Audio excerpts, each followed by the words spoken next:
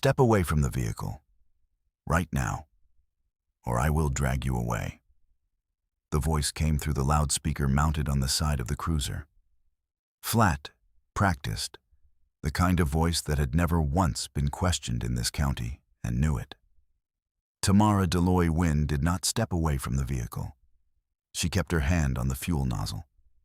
She kept her eyes on the side mirror.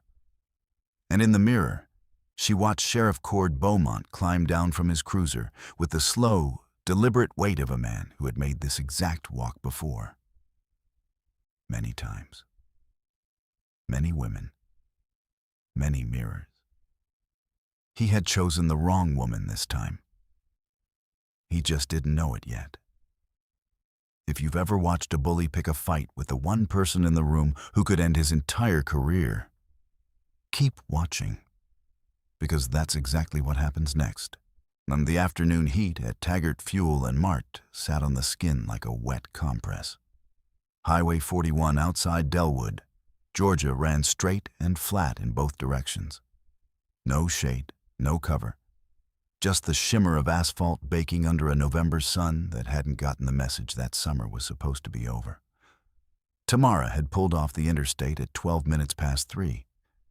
She'd been on the road since 7 that morning, Atlanta behind her, the kind of drive that empties the mind if you let it. She hadn't let it. She never did.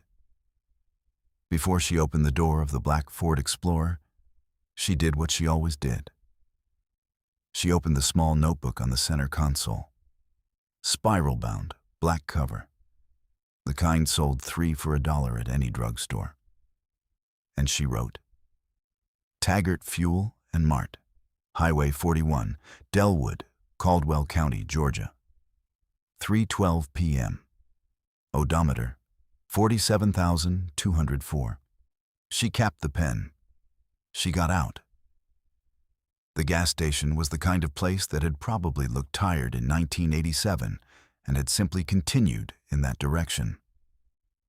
2 pump islands under a canopy that sagged at one corner. A hand-painted sign on the door. No loitering. Management reserves the right.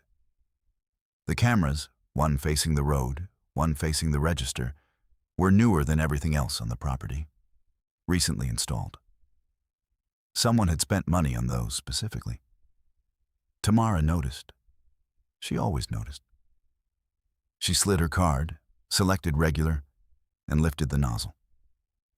Inside the station, through the smudged plate glass, a man sat behind the counter, 50s sunburned neck, reading glasses pushed up on his forehead.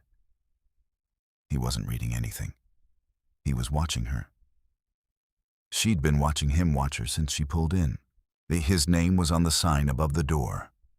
Clement J. Taggart. Taggart Fuel and Mart, established 1991. The kind of establishment where the owner's name was a declaration of ownership in both directions, the property and the county. He came outside 2 minutes after she started pumping. You need help with something? The question floated across the concrete apron like it meant something friendly. It did not mean something friendly. I'm fine, thank you. She didn't look at him. He stopped at the edge of the canopy shadow, 8 feet away, thumbs in the waistband of his jeans. His eyes moved from her face to the Explorer. Lingered on the bi-plate frame, the rental company decal on the bumper corner. Moved back up. Rental car, he said. Not a question. Yes. Where'd you pick it up? Tamara pumped her gas. The counter ticked forward. She said nothing. Taggart stood there another moment, as though waiting for the silence to become an answer. Then he turned and went back inside. She watched him in the window. Watched him pick up his phone. Watched his mouth move. Watched him turn his back toward her. The call lasted under 30 seconds. She wrote the time in her notebook. 3:17 p.m. Taggart, phone call, turned away. Under 30. 4 minutes later, A county cruiser rolled past the pump island at a speed that was not quite a stop and not quite a pass-through. Deputy Ray Edson, badge number visible at 50 feet, looked at her through the passenger window. The cruiser continued, did not stop. She wrote, 3:21 p.m. Unit 14, Caldwell County. Passed east to west. Did not stop. Driver observed subject. At the corner of the intersection, a second vehicle was already there. And it had been there, she realized, since before she pulled in. A white and brown Caldwell County Sheriff's cruiser, engine idling, parked against the far curb. The driver had not moved. She wrote the plate number. She capped the pen. She kept pumping. The cruiser at the corner had not moved in 9 minutes. Tamara replaced the nozzle, replaced the gas cap, folded her receipt, put it in her jacket pocket. She was about to open the driver's side door when the loudspeaker crackled. Attention, operator of Georgia Plate Tango Hotel Kilo 441. The voice was unhurried, county-wide authority compressed into a tin speaker. Remain at your vehicle. This is the Caldwell County Sheriff's Office. Remain at your vehicle. She did not move toward the door. Move. She stood at the side of the Explorer and put both hands where they were visible. Right hand on the roof of the car, left hand at her side, fingers open. The white and brown cruiser pulled forward. Cord Beaumont stepped out. He was a large man, not tall so much as wide. The kind of bulk that had been muscle at some point and was now simply mass. He wore his uniform tight across the chest and his hat low. And he walked toward her with the measured patience of someone who had learned long ago that pace communicated power. He carried a folder, a thin manila folder, and he did not look at it. He looked at her. You the operator of this vehicle? He stopped 6 feet away. I am. License and registration.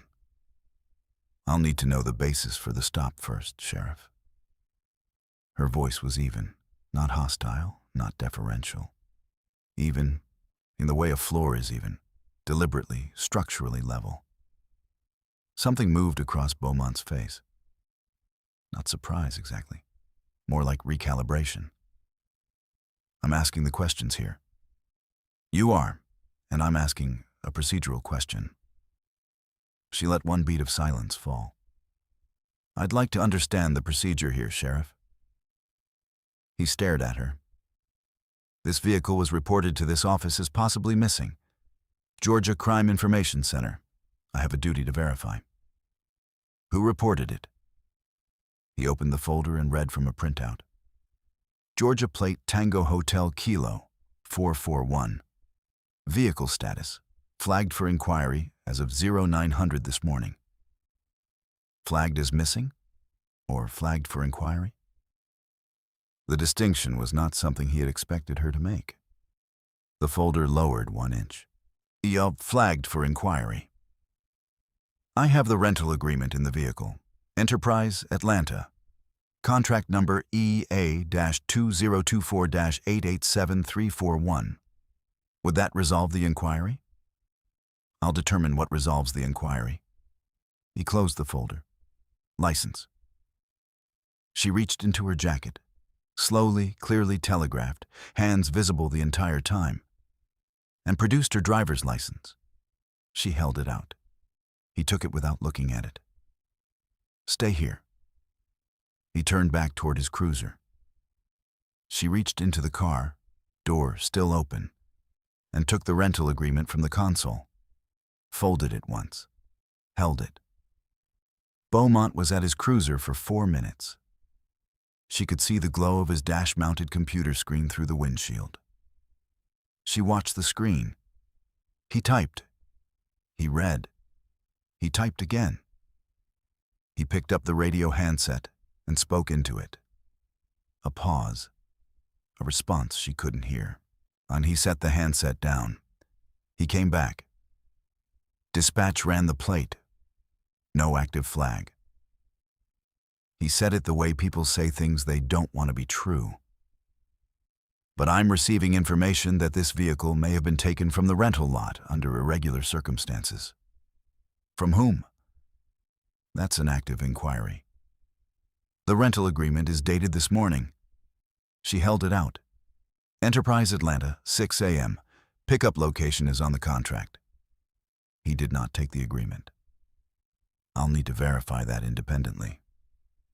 Tamara looked at him for 3 full seconds, not performing patience, not suppressing anger, just looking, cataloging, the way she always did, the way she'd done for 17 years, the way she had done in rooms that made this parking lot feel like a quiet afternoon. She said, "How would you like to proceed?" He stepped to his left. The move wasn't toward her, but it was deliberate, territorial, the kind of repositioning that told you a man was about to expand the radius of what he considered his space. "I'm going to ask you to step away from the vehicle while I conduct a visual inspection. Do you have a warrant?"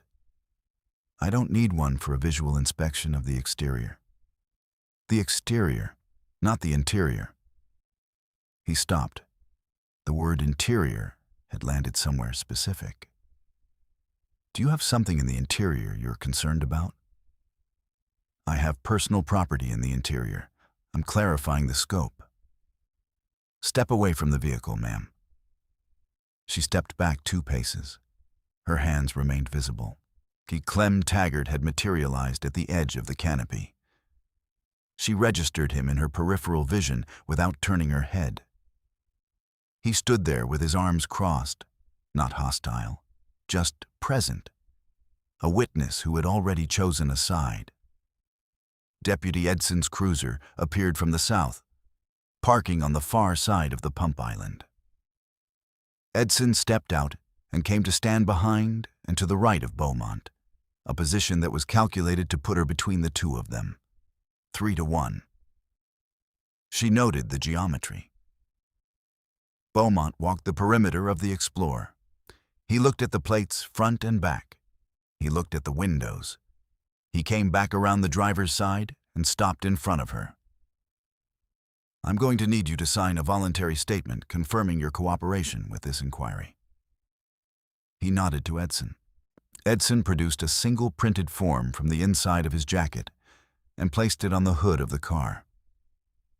He put a pen on top of it. She looked at the form without touching it. "What is this document?" "Standard cooperation form."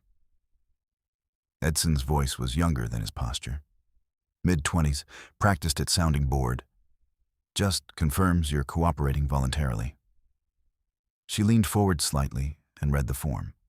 Line 1, line 2, line 3. Her eyes moved steadily down. She did not rush. On line 5, she stopped. Line 5 states that I acknowledge the vehicle's documentation may be incomplete and that I consent to this statement being used in any subsequent legal proceeding. She straightened. "I won't be signing that.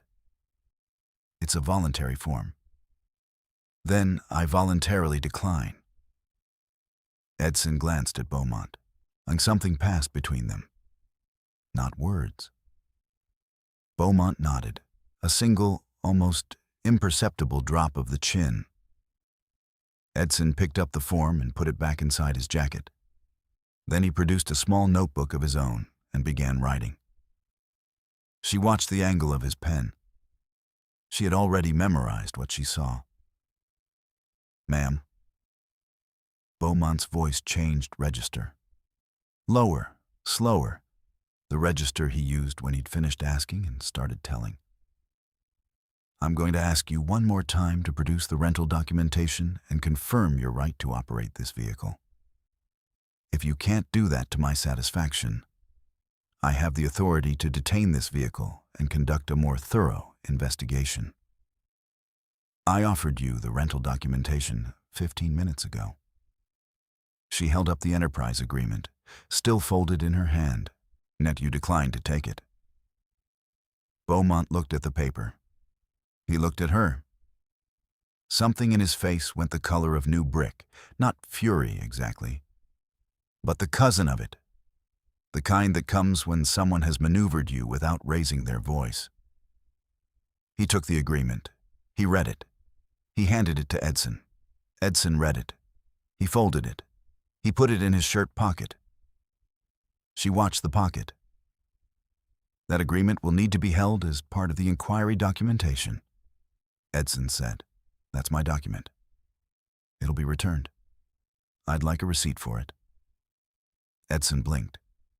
A receipt. She held his gaze, documenting the item, the time of transfer, and the name of the receiving officer. Edson looked at Beaumont. Beaumont said, "We don't issue receipts at a roadside stop." "Then I'd like it back." Edson said nothing. The agreement stayed in his pocket, and the pause that followed lasted 8 seconds. She counted them. Then Taggart came off the canopy and walked toward them, unhurried, proprietary, a man entering a room that he owned. He stopped beside Beaumont and addressed him as though Tamara was not standing 3 feet away.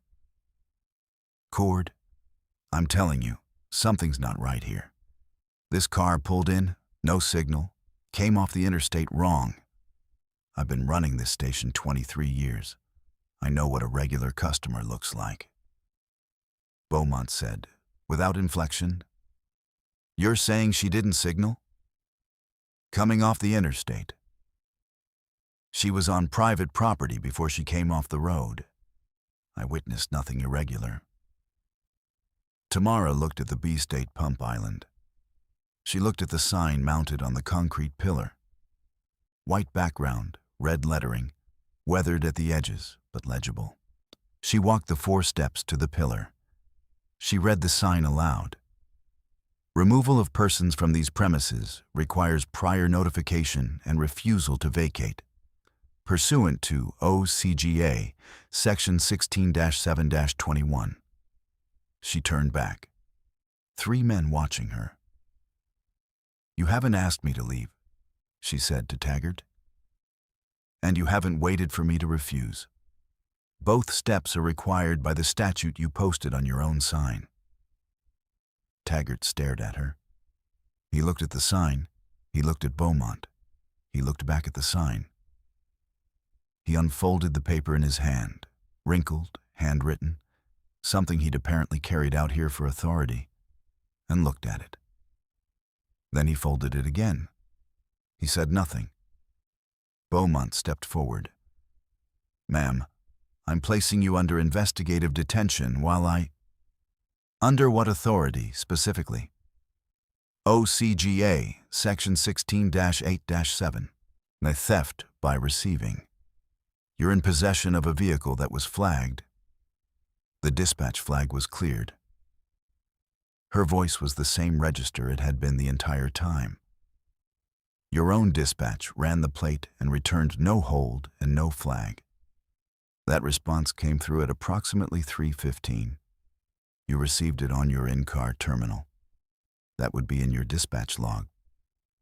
Beaumont went very still.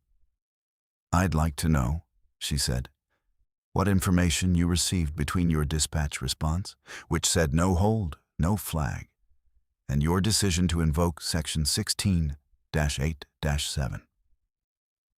He did not answer. "Was it a phone call?" Still nothing. "From this property?" Beaumont moved in the same moment that she stopped speaking. Not toward her face, not a strike, but a grab. His right hand closing on the strap of the bag at her left side and pulling. Hard, like the bag jerked. She turned her body with the pull, not resisting, not running, simply rotating so that her right hip came between his hand and the bag's contents, and the bag settled back against her side without him having it. "Don't resist," he said. The words came out sharp, too fast. "I'm not resisting." Her voice had not changed.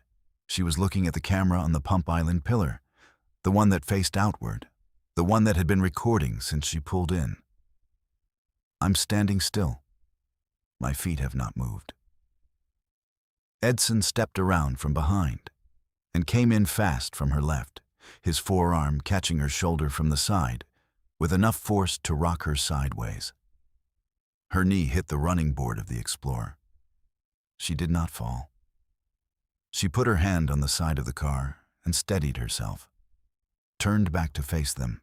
"And that contact will also be visible on the station camera," she said. "Timestamp approximately 3:43. Edson grabbed her left arm. Beaumont grabbed her right. They walked her forward toward the front of the cruiser. "Hands on the hood." Beaumont pressed her forward, and she went. Compliance, deliberate, hands flat on the warm metal. He leaned in from behind. She felt his weight shift, going for the bag again, reaching around her without announcement. She pivoted on her right foot, stepped left, put 18 inches between his hand and the bag. The move was small. It was enough. "I will need to document any search of personal property," she said. "And I'll need to know whether you have a warrant for that search."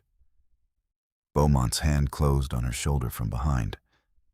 Not a grab, a shove, on the flat of his palm between her shoulder blades, hard enough that her chin nearly touched the hood of the cruiser. Her palms caught the metal. She raised her eyes. She looked straight into the station camera. She held that position, hands visible, body still, eyes forward. That was all she did. Beaumont's voice came from somewhere above and behind her. "Raymond, cuffs." "I want a note for the record," she said, her voice steady against the hood of the cruiser, "that I haven't resisted at any point. I am complying with all lawful commands. The time is—" She cut her eyes to her watch. 3:48 p.m. The cuffs went on. Not roughly, not gently. Procedurally. Beaumont straightened and stepped back. He looked at Edson. "Theft by receiving. Section 16-8-7. I'm booker at the county building." "You'll want to log that rental agreement as evidence," she said. "The one in Deputy Edson's shirt pocket. Chain of custody starts when it was taken from my hand at approximately 3:29. That's on the station camera, too." Nobody answered. Edson put his hand on her arm and walked her toward his cruiser. As he opened the rear door, she turned her head and looked at the station camera one last time. She had counted 2, one facing the road, one on the pump pillar. She had not yet looked for a third. There was a third. She had confirmed it when Taggart walked out and his shadow fell at a particular angle. A hemisphere dome unit, mounted under the canopy overhang on the south-facing side. She had not looked directly at it. She didn't need to. 3 cameras, every approach to the pump island covered. Edson closed the door. The drive to the Caldwell County building was 11 minutes. She counted every intersection. She noted every road sign. She held her hands behind her, the cuffs position calibrated carefully against the bar on the rear seat. And she looked out the window without turning her head and memorized the route. Edson drove without speaking. The radio was on, low, the county dispatch frequency, the occasional burst of numbers and codes that meant nothing to most people in the back seat of a county cruiser. She was not most people. She listened. At 3:52, dispatch called Unit 14. Edson keyed his radio. The dispatcher said, 14, be advised. Follow up on that Enterprise plate THK 441. Atlanta confirmed rental active, no issues. All clear status. Edson pressed his key and said, copy. He did not relay this to anyone. He did not turn around. She filed it. The Caldwell County Administrative Building was a low-slung 2-story structure on the main road through Delwood. The kind of building that tried to suggest civic authority through its sign rather than its architecture. The sign was large and gold-lettered. The building was 1970s brick gone gray at the seams. They took her in through the side entrance. Not the public door, the service entrance, which had a keypad and a camera above it and no windows. She was processed by a woman at a desk who did not look at her once. Name, date of birth, address. Her phone was placed in a clear plastic bag, her jacket, her belt. Her notebook was placed in the bag last. She watched it go.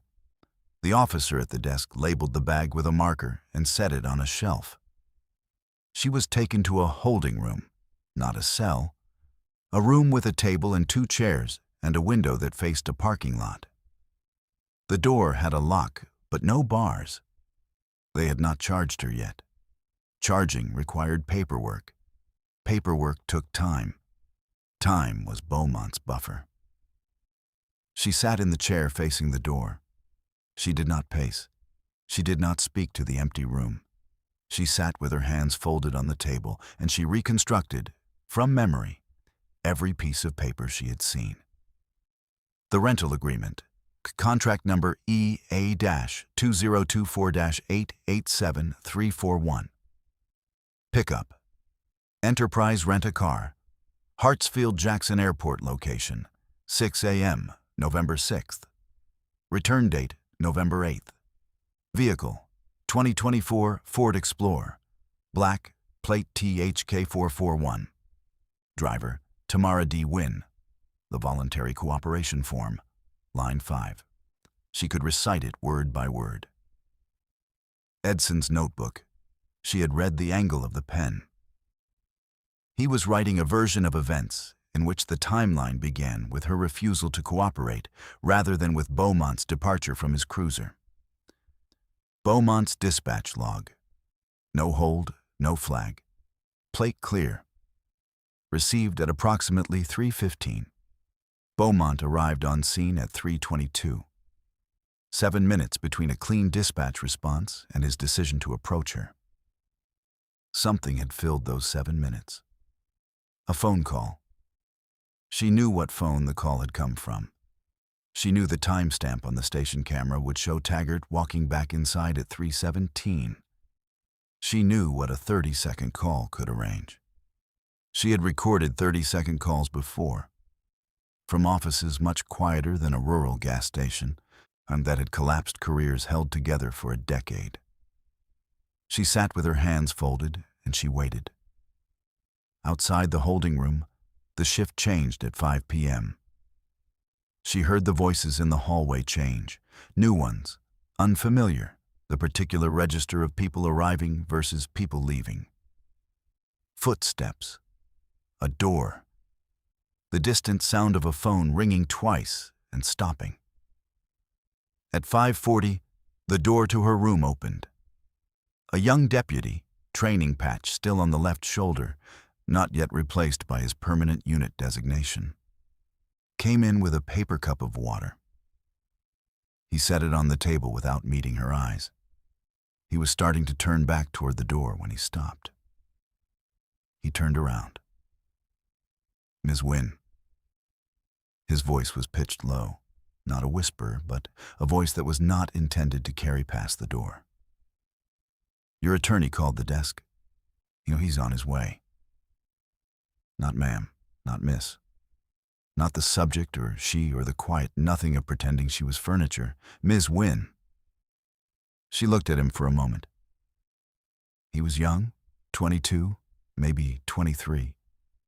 He had the particular expression of a man who had recently understood something he wished he hadn't.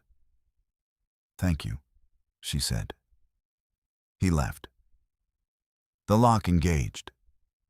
She did not allow herself to wonder what he had seen or heard. She picked up the paper cup of water and drank half of it and set it back down. She looked at the door. Miss Wynn. Like he knew what her name carried. Like he was afraid of what was attached to it. Jerome Spates arrived at 6:15. She heard him before she saw him, the specific cadence of a lawyer's argument, not raised, but layered. but the kind of voice that built its case in the register of absolute certainty about procedure.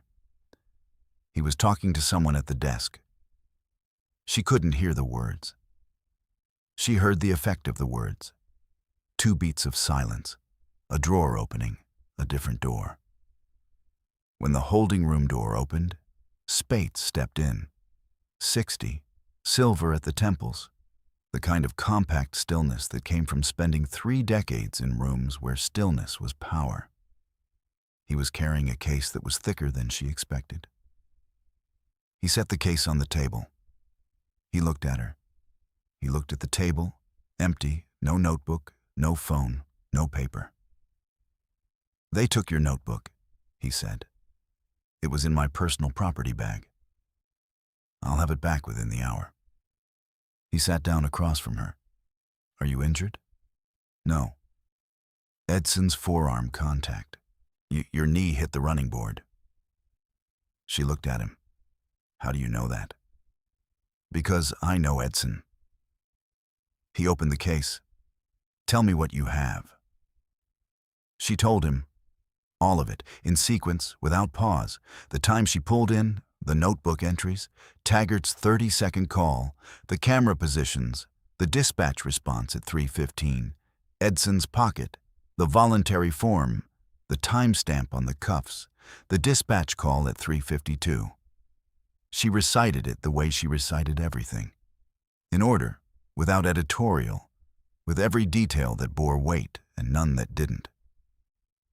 When she finished, Spates hadn't written a single thing. He'd been watching her face. "You said the dispatch logged a clear response at 3:15, he said. "Yes." "Beaumont was on scene at 3:22. "Yes." 7-minute gap. "Yes." Spates nodded, but he reached into the case and produced a folder. He laid it on the table and turned it so she could read the cover. The folder had a stamp on it, not recent, dated from 6 weeks prior. The content was a summary document. She scanned the first page. 17 incidents. Caldwell County. A 5-year span. The pattern was specific. Single female drivers, rental vehicles, or newer model personal vehicles, stopped at or near Taggart Fuel and Mart on Highway 41. In 9 of the 17 cases, the initial contact was made by Sheriff Beaumont. In 11 cases, Deputy Edson or Deputy Voss was present for the detention. In 4 cases, criminal charges were filed. All 4 charges were dismissed within 60 days. Not for innocence, for insufficient evidence. Because in 4 cases, the paperwork had problems. Timeline inconsistencies, and documents that didn't match dispatch logs. She looked up. Spates was watching her. "You knew," she said. It was not an accusation. It was a confirmation. "We've been building this for 8 months. He paused. "You were not supposed to be the subject of an incident. You were supposed to be driving through. Taggart called Beaumont before I could leave." She said it without heat. "The window was 3 minutes. I was almost out." "Almost." He said the word with the particular weight of a man who had seen too many almosts. "The question is whether today gives us what we need to move the second part." She said, "I have the dispatch log. I have 3 camera angles. I have Edson's physical possession of my rental agreement. No receipt, no documentation, no chain of custody. I have a phone contact between Taggart and Beaumont that preceded the stop by 4 minutes." She looked at him. "What I don't have is what was said in that call." Spates reached into the case a second time. He produced a second folder, thinner, newer paper, the ink still sharp. He placed it on the table. "We might," he said, "have that covered." She looked at the folder. She looked at him. "The call to Beaumont's cell at 3:17, he said. "The carrier log shows a 2-minute 43-second call from the Taggart Station landline. That's on record." He paused. But the store has a second line. A back office line that Taggart uses for administrative purposes. And that line? Has a voicemail system that auto-records outgoing messages when the recipient's phone goes to voicemail. He let one beat fall. And Beaumont's phone went to voicemail first. Taggart left a message, then Beaumont called back. She was quiet. "The voicemail," she said. "Preserved. Carrier records, time-stamped. 14 seconds. He opened the folder. "This is the transcript." She read it. She read it twice. She set the paper flat on the table. "That," she said, "changes everything." Spates did not smile. Lawyers who'd done this long enough didn't smile at moments like this. They nodded. One measured degree of acknowledgement, the way a level finds its mark. "We have a filing to make," he said.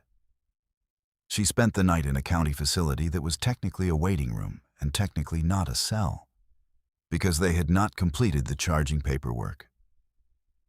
And without charging paperwork, there was no booking. And without booking, there was no cell assignment. And it was a procedural gap that worked, in this one instance, slightly in her favor. She had a cot and a blanket and a window that faced the parking lot. She did not sleep much.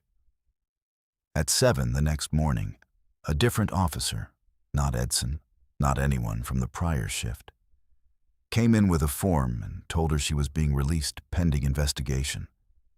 The investigation was internal. The charges were not filed. Her notebook was on the table outside the room, her phone, her jacket, her belt. The rental agreement was not there. She asked. The officer at the desk checked a list, checked another list, made a call, came back. Deputy Edson noted it as held for evidentiary purposes. The officer's voice had the careful inflection of a man choosing his words with awareness. "There's a log entry." "What's the log entry number?" The officer checked. "Or there isn't one listed." She looked at the officer. He was young, younger than the trainee from last night, newer to the particular reality of what that sentence meant. "I'd like a copy of the intake property log," she said. "Everything listed is taken from my person at booking." He made her wait 17 minutes. He came back with a single sheet. She read it. The rental agreement was not on the intake property log. It had not been logged as evidence. It had not been logged as personal property. It had simply, between Edson's shirt pocket and this list, ceased to exist in the department's official record.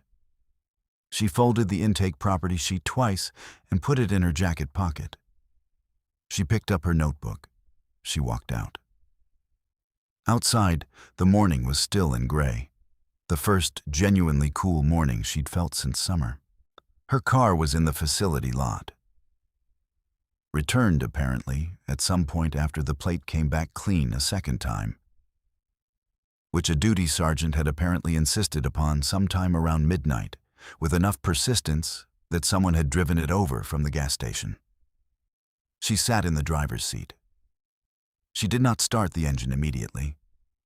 She opened the notebook. She turned to a fresh page. She wrote the date and the time, November 7th, 7:41 a.m. She wrote, "Rental agreement, not logged. Not in personal property, not in evidence. In Edson's pocket as of 15:31, November 6th. Not present in department record." She wrote, "Taggart voicemail, 14 seconds.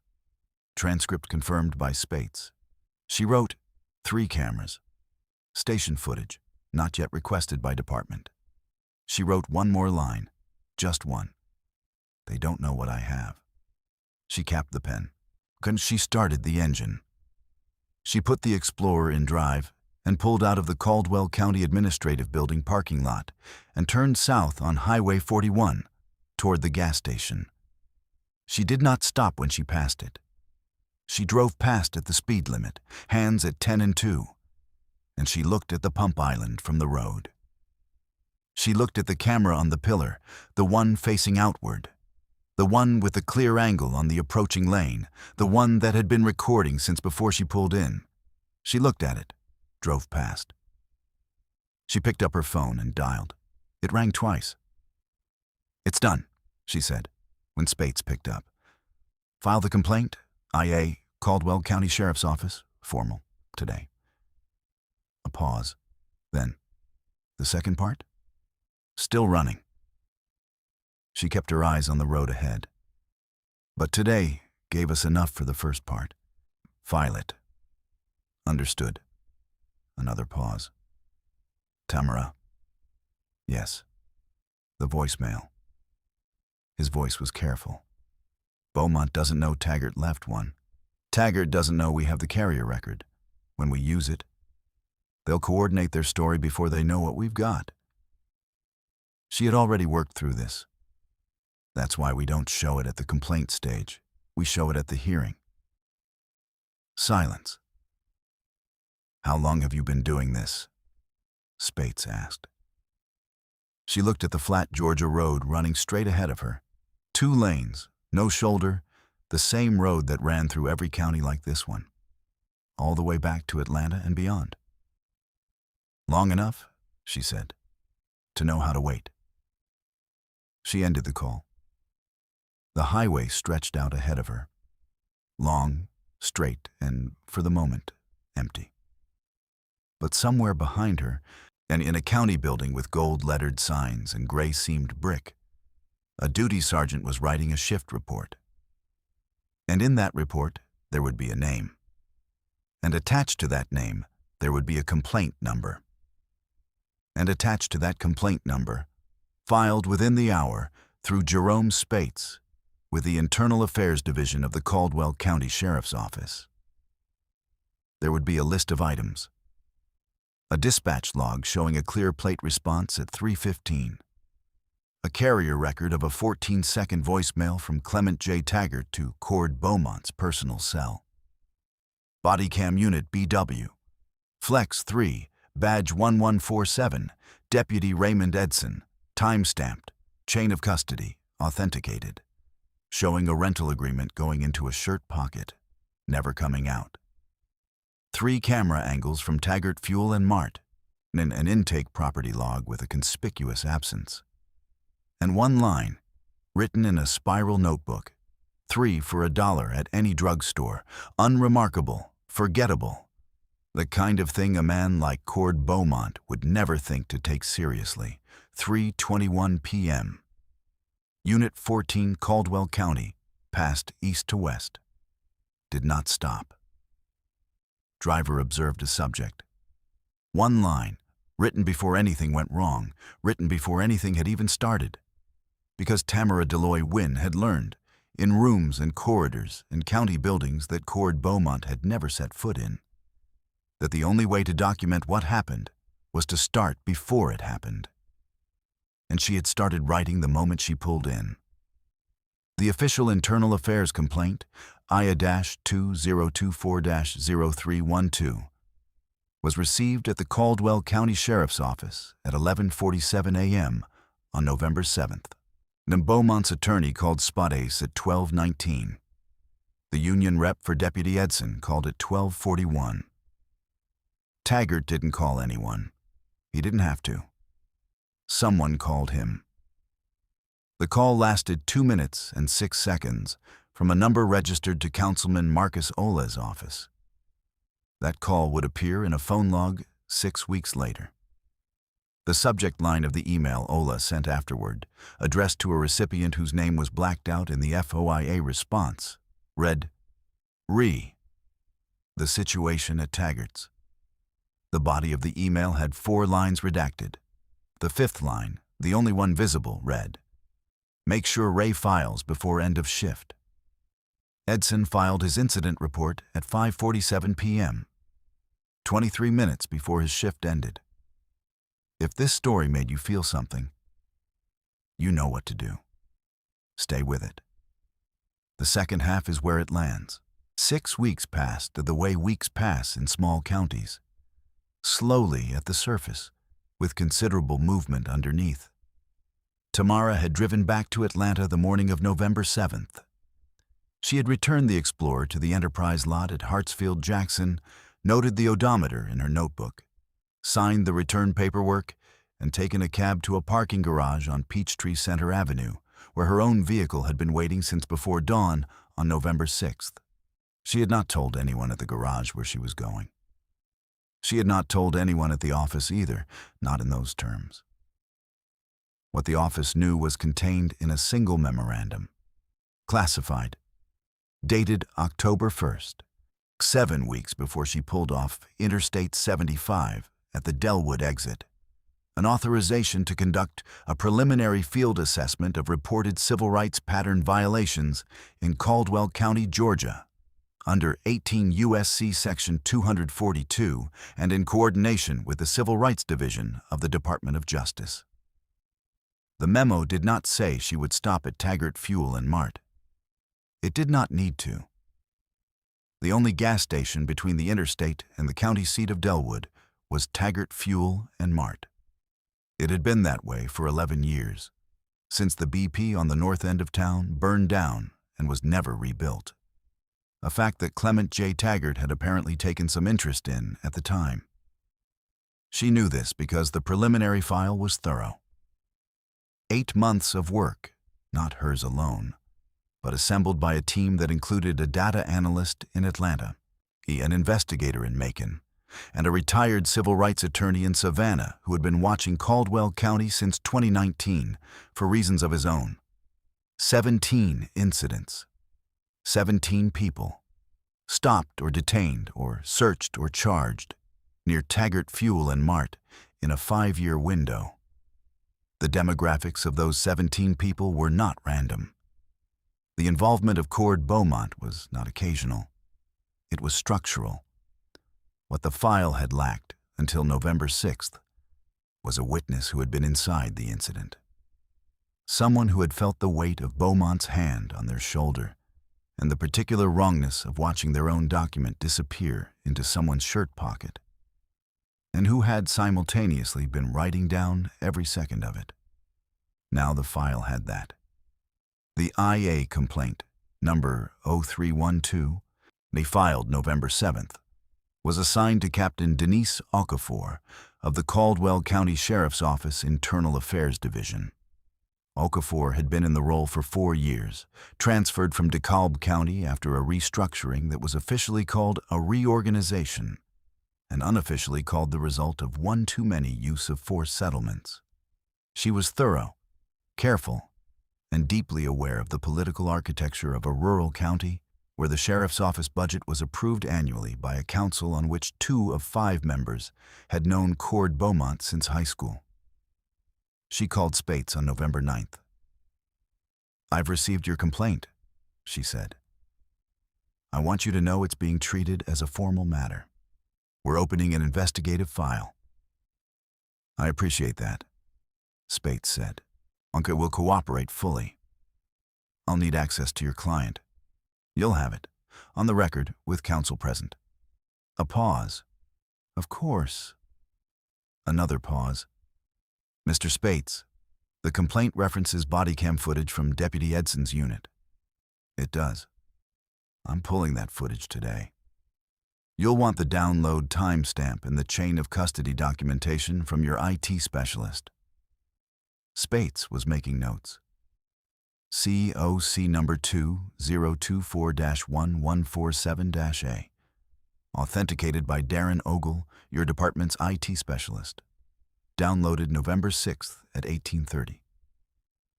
A longer pause. "How do you have that information?" Okafor asked. "My client is thorough," Spates said. The IA interview with Tamara took place on December 2nd at the Caldwell County Administrative Building and in a conference room that was slightly larger than the holding room and had a window that faced the street instead of the parking lot. Okafor was accompanied by a second investigator, a man named Harris, who took notes and asked no questions. Tamara was accompanied by Spots. Okafor asked questions in the careful, methodical way of someone who understood that the purpose of this interview was not to resolve the matter, but to build the record. She asked about the sequence of events on November 6th. She asked about the dispatch response. She asked about the voluntary cooperation form. She asked about the rental agreement. Tamara answered in the same order, with the same specificity, that she had used in the holding room with Spates 3 weeks prior. Nothing had shifted. Nothing had been added or subtracted. She did not editorialize. She did not perform distress. She gave Okafor what Okafor needed, a clean, verifiable account that could be checked against every piece of documentary evidence, line by line. When the interview concluded, Okafor set down her pen. Ms. Wynn. She looked at her notes, then up. The rental agreement. You're certain it was placed in Deputy Edson's shirt pocket at approximately 15:31 on November 6th. It's on the body cam footage, Tamara said. Timestamp 15:31, 11 seconds. The agreement is visible in his left hand. He folds it once and places it in the left breast pocket of his uniform shirt. He does not remove it in any frame of the available footage. Okafor wrote something. And it's not on the intake property log. No. Or the evidence log. No. Okafor set her pen down again. She looked at Harris. Harris looked at his notes. We'll be requesting Deputy Edson's full shift report for November 6th, Okafor said. And we'll be comparing it to the dispatch log timeline. Spates said, You'll find a discrepancy in the sequencing of events, specifically in the time of first contact and the characterization of Ms. Wynn's cooperation. Okafor looked at him. You've already reviewed the shift report? We've reviewed the dispatch log, Spates said. The shift report will be your document to compare. She held his gaze for a moment. Then she gathered her papers. We'll be in touch, she said. The second person Tamara saw in that building, on the way out, was not someone she had expected.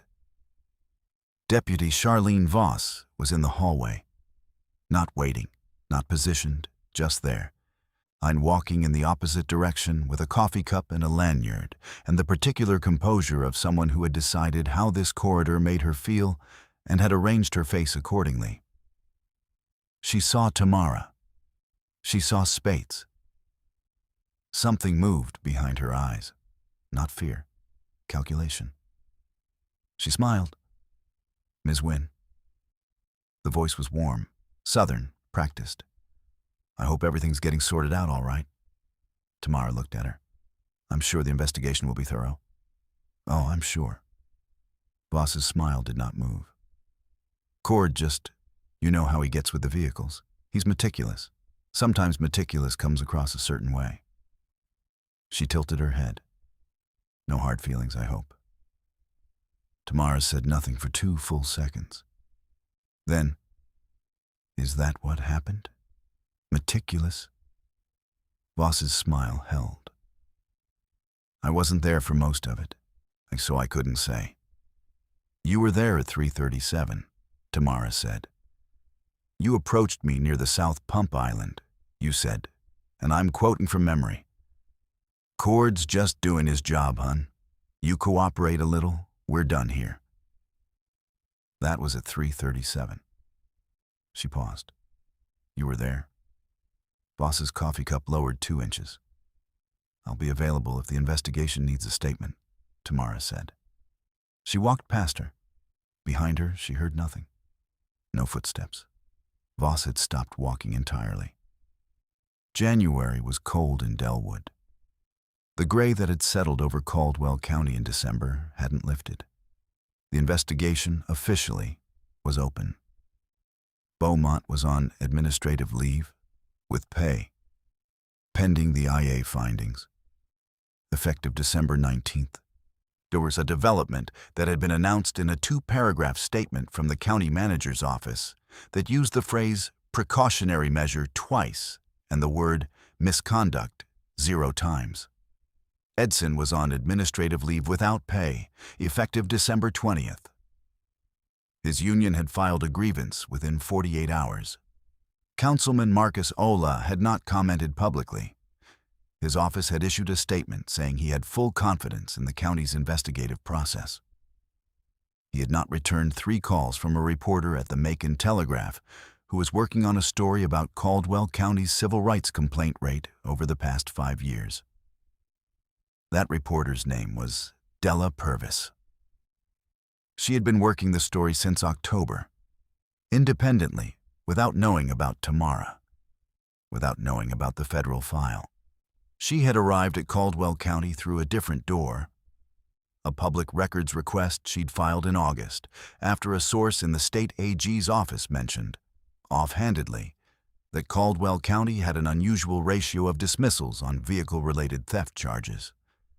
4 charges filed in 2 years, all 4 dismissed, all 4 defendants black women between the ages of 32 and 51, all 4 stops within 2 miles of Taggart Fuel and Mart. Purvis had pulled the court records herself. She had driven to Delwood in September and sat in the parking lot of the county building for an hour, drinking coffee from a gas station, not Taggart's, a Shell station on the north end, and taking notes. She and Tamara had not met. They did not know about each other, but they were building toward the same wall from opposite sides. Were the internal affairs hearing, formal designation, disciplinary hearing, IA-2024-0312, Caldwell County Sheriff's Office, was scheduled for March 4th. The notification letter went out on February 14th, which Spates noted was either an oversight or a sense of humor. The hearing would be chaired by Captain Denise Okafor. The panel would include 2 additional IA officers, both from outside Caldwell County, a procedural requirement triggered when the subject of the complaint held the rank of sheriff. A county attorney would be present. Beaumont's union attorney, Pete Dalrymple, had already filed 2 pre-hearing motions. The first motion sought to exclude the carrier log of the Taggart voicemail on the grounds that it had not been produced through proper discovery channels. Okafor denied it. The log was a matter of public carrier record, not privileged communication, and Spates had obtained it through a lawful request. The second motion sought to limit testimony to events directly witnessed by the complainant. Okafor denied it. The hearing was an administrative proceeding, not a criminal trial, and the panel had broad latitude to review documentary evidence. Dalrymple filed a third motion on February 28th. It sought a continuance of 60 days on the basis that Beaumont needed additional time to prepare his response. Okafor denied it. She scheduled the hearing for March 4th. Tamara drove back to Delwood on March 3rd. She stayed at a motel in Macon. There was no motel in Delwood. And drove the 40 minutes on the morning of the 4th with the heat on low and the radio off. She wore a charcoal blazer, dark slacks, flat shoes. No jewelry except a watch. She carried a single case, rectangular, professional, the same kind of case she had carried into rooms in 4 other states over the past 9 years. Spates met her in the parking lot of the county building at 8:45. "The AG's office sent someone," he said by way of greeting. "Who?" "Patricia Devane, Civil Rights Unit." He fell into step beside her. "She's not participating, just observing." Tamara absorbed this. "Good. It also means whatever happens in that room today goes directly back to the AG." "I know." She kept walking. "That's why it matters what happens in that room today." The hearing room was not large. A rectangular table, 7 chairs on the panel side, Okafor in the center, the 2 external IA officers flanking her, and the county attorney at the far end. On the respondent side, Beaumont, Edson, and Dalrymple. A separate table for witnesses. Tamara and Spates sat at a table to the left. Patricia Devane, the AG representative, sat in a chair against the wall, behind and to the right of Tamara. She had a yellow legal pad and a pen. She had not yet used the pen. The gallery, 3 chairs, held Della Purvis. The reporter had obtained the hearing notice through a public records request and had apparently driven from Macon the night before. She was writing in a narrow reporter's notebook, the kind with the wire spiral at the top. Okafor called the hearing to order at 9:02 a.m. This is a formal disciplinary hearing in the matter of Internal Affairs Complaint Number OMITSTRA-2024-0312, she said. Complainant, Tamara Delois Wynn. Respondents, Sheriff Cord Beaumont and Deputy Raymond Edson, Caldwell County Sheriff's Office. This hearing is being conducted pursuant to the Department's Administrative Code, Section 7, Subsection C. It is recorded. All parties should be aware that this record may be used in subsequent proceedings. Dalrymple opened his mouth. Okafor looked at him. Mr. Dalrymple, you'll have time. He closed his mouth. We'll begin with the complainant's presentation, Okafor said. Spates stood. He spoke for 11 minutes, not long, not short, the precise length of time required to lay a foundation without editorializing. He outlined the November 6th incident in sequence. He identified the documents they would introduce. He named the statutes at issue. OCGA Section 16-8-7, cited by Beaumont as the basis for arrest. OCGA Section 16-7-21, on the trespass statute on Taggart's own sign. 18 U.S.C. Section 242, deprivation of rights under color of law, federal. When he cited the federal statute, Devane's pen moved for the first time. Then he sat down. Okafor said, Ms. Wynn, you've been sworn. Please present the documentation relevant to your complaint. Tamara stood. She opened the case.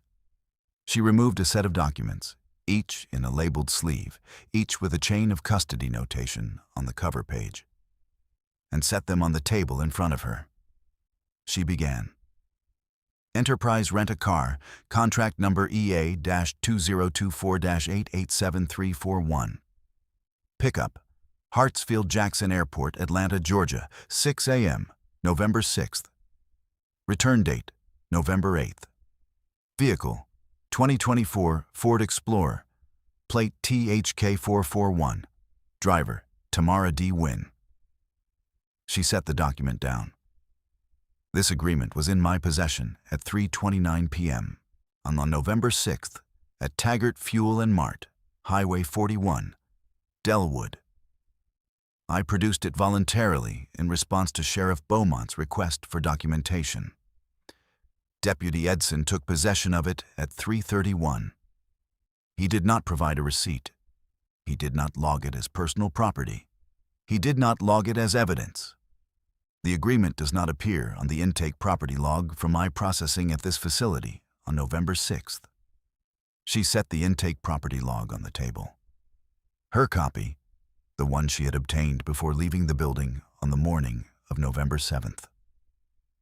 This is the intake property log from my booking, time-stamped November 6th, 1904. The rental agreement is not listed. Dalrymple said, Objection. The chain of custody for that log. Okafor said, Overruled. The document was produced by this department's own administrative staff. Continue. Dispatch log, Caldwell County Sheriff's Office, November 6th. She set down the second document. CAL-2024-110851, timestamp, 1509. Query, plate, THK441. Response. No hold, no flag. Registered to Enterprise Rent-A-Car, Atlanta, Georgia. This response was transmitted to Sheriff Beaumont's in-car terminal. She looked up at the panel. Sheriff Beaumont arrived at my location at 3:22. The dispatch response showing no hold and no flag was received at 15:09, 3:09 p.m., 13 minutes before his first contact with me. His incident report states that the vehicle's status was, quote, unclear at time of contact. She set the incident report beside the dispatch log. 2 documents, side by side. From the panel read both. Carrier record, November 6th. Third document. Call from Taggart Fuel and Mart Landline, registered to Clement J. Taggart, Highway 41, Delwood. To personal cell phone registered to Cordell T. Beaumont, 1407. Duration, 2 minutes, 43 seconds. She paused. 4 minutes before that call, at 14:03, Mr. Taggart placed a call to Caldwell County Dispatch. Dispatch log CAL-2024-110847. The dispatcher asked Mr. Taggart if he could articulate probable cause. The dispatch log records his response as, "Just, it don't look right. You know what I mean." Dispatcher note. Caller unable to articulate probable cause. She set the dispatch log beside the carrier record.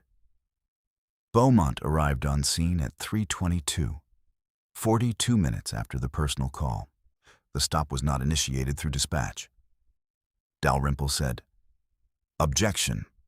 The personal call has no established content. Counsel is speculating about its purpose." Okafor said, "Noted.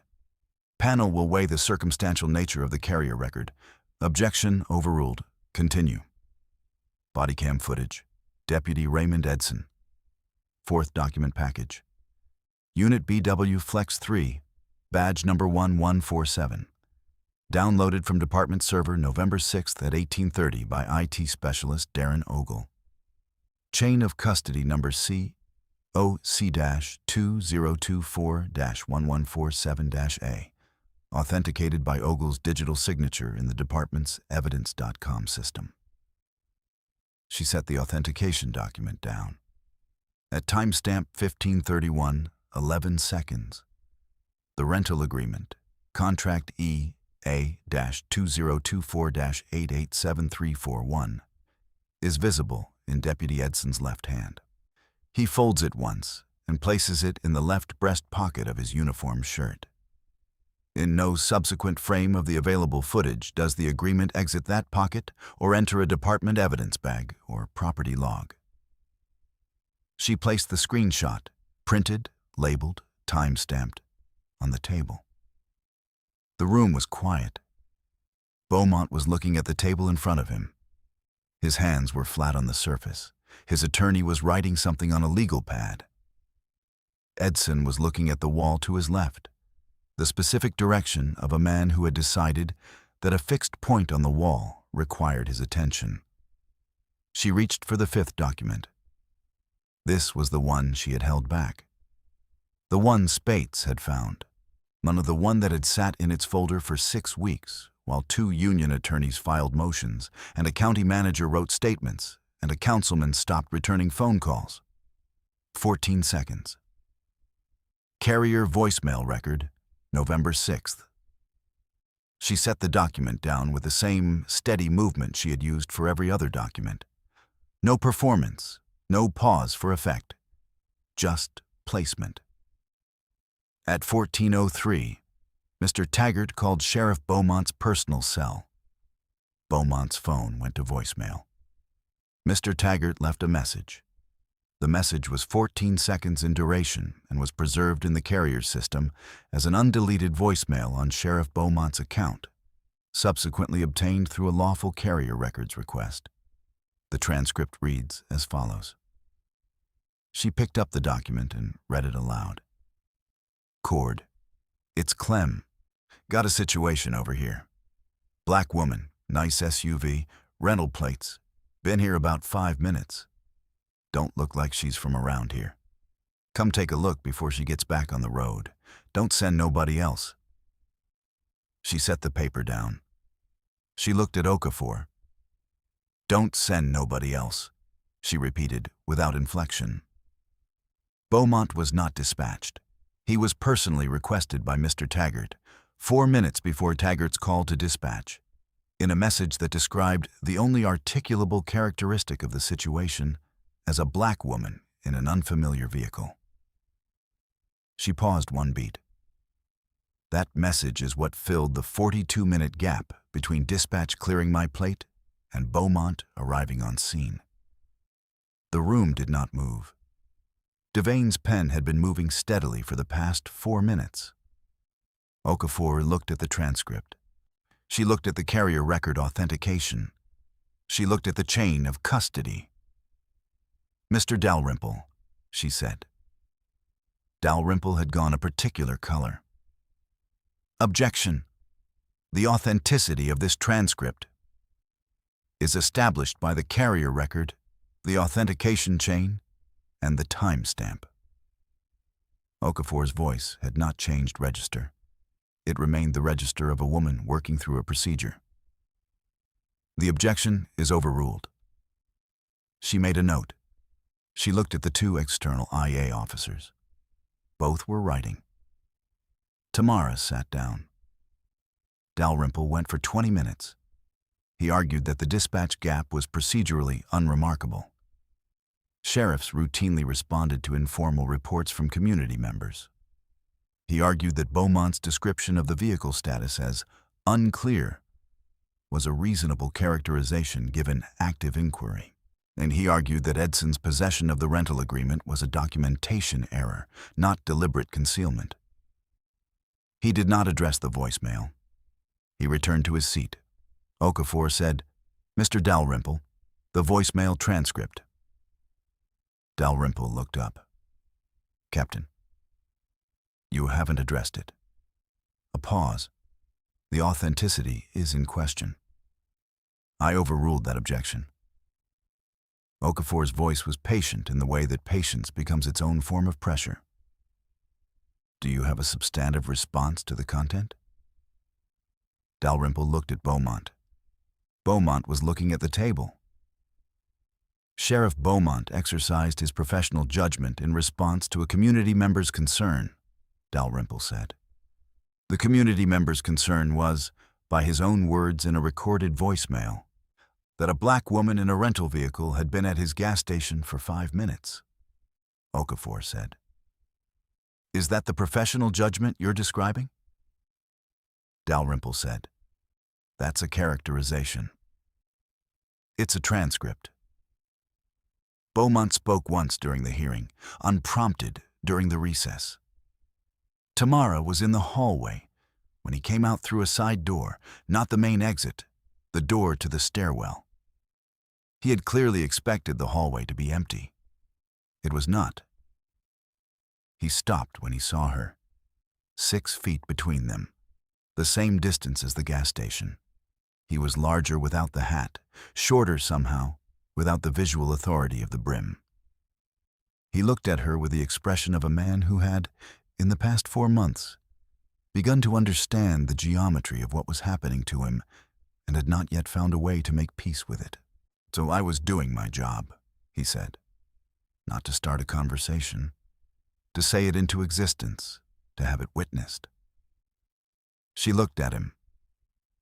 "I know you believe that," she said. She walked back into the hearing room. He stayed in the hallway. The hearing resumed at 1:15, after a lunch break during which Edson and his attorney left the building and did not return for 11 minutes, a fact that Okafor noted in the record without comment. The afternoon session was primarily documentation review. Okafor and the panel went through each item. They asked Tamara 2 clarifying questions, both about timestamps, and she answered both without reference to notes, which caused one of the external IA officers to stop writing and look at her for a moment with an expression she had seen before. The recalibration. Then Okafor called Edson. He sat at the witness table in his civilian clothes. He was on administrative leave, no uniform. And he looked like a man who had been preparing for this conversation for months and had arrived at the conclusion that preparation was insufficient. Okafor said, "Deputy Edson, The rental agreement for Enterprise Contract EA-2024-887341. Where is that document? Edson said, I logged it with the incident report. What is the report number? A pause. I submitted it with the incident documentation. Deputy Edson, the incident report for November 6th is in this packet. Okafor held up the folder. The rental agreement is not attached to it, referenced in it, or listed in its evidence log. What is the document number under which it was separately filed? Edson looked at his attorney, a younger man from the union, not Dalrymple, who had taken the civil side while Dalrymple handled Beaumont. The attorney looked at his notes. We may need to request additional time to locate the specific. The document was placed in your shirt pocket at 3:31 p.m. on November 6th, Okafor said. It is on your body cam footage. Where is it now? Edson said, I don't specifically recall the exact disposition of every document from that day. The room was quiet. Tamara was looking at her own hands, folded on the table. Okafor wrote something. She wrote it for a long time. Then she said, We'll take a brief recess. The brief recess lasted 40 minutes. When Okafor came back, she had a different quality of stillness, the kind that preceded specific language. The panel has reviewed all submitted documentation, she said. We have several findings to share for the record, now with the understanding that these are preliminary and that the formal written determination will follow within 14 days. She looked at her notes. Regarding Deputy Edson, the panel finds credible evidence of a failure to properly document and preserve a piece of evidentiary material. Specifically, the rental agreement for Enterprise Contract DAOA-2024-887341, in violation of Department Evidence Handling Protocol, Section 4.2 of the Caldwell County Sheriff's Office Administrative Manual. The panel also notes a discrepancy between the incident report timeline and the dispatch log that requires further examination. Deputy Edson is to remain on administrative leave without pay, pending the formal written determination and any subsequent proceedings. Edson's attorney wrote furiously. Regarding Sheriff Beaumont. Okafor's voice had not changed. It stayed level, procedural, the voice of someone reading from a document, even when they were not reading from a document. The panel finds credible evidence that Sheriff Beaumont responded to a community member's informal personal request rather than a dispatched call, and that the articulated basis for that request, as evidenced by the carrier voicemail transcript, did not include any specific lawful basis for contact beyond the race of the person observed. She paused. The panel further finds that Sheriff Beaumont's characterization of the vehicle's status as unclear in his incident report is inconsistent with the dispatch log showing a clear no-hold, no-flag response received prior to contact. She set the page down. Sheriff Beaumont will remain on administrative leave with pay pending the formal written determination. The panel is referring this matter to the Caldwell County Board of Supervisors for independent review and to the Civil Rights Unit of the Georgia Attorney General's Office for their consideration, Devane wrote. She did not look up. This hearing is adjourned. The hallway outside the hearing room was not designed for the number of people who occupied it in the following 10 minutes. Dalrymple was on his phone. Edson's attorney was on his phone. The county attorney was talking to Okafor in a voice pitched too low to hear from 8 feet away. Della Purvis was writing in her notebook with the focused speed of someone trying to get down the exact sequence before memory rearranged it. Patricia Devane walked past all of it toward the building's main exit. She passed Tamara on the way. She did not stop. She did not make eye contact. But as she passed, she said, quietly, without turning her head, in a voice sized precisely for one person, The AG will have a response within the week. She walked out. Spates appeared at Tamara's elbow. You heard that? I heard it. That's faster than I expected. They've been watching this county for longer than we have, she said. We just gave them the peace they needed. He was quiet for a moment.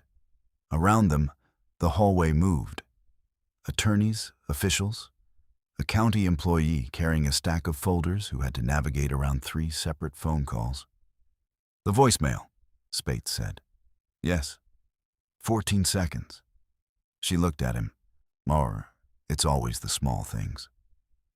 The AG's response came on March 11th, a week to the day after the hearing. It was a letter addressed to the Caldwell County Board of Supervisors and simultaneously to Captain Okafor's IA division and to the presiding officer of the Caldwell County Civil Court.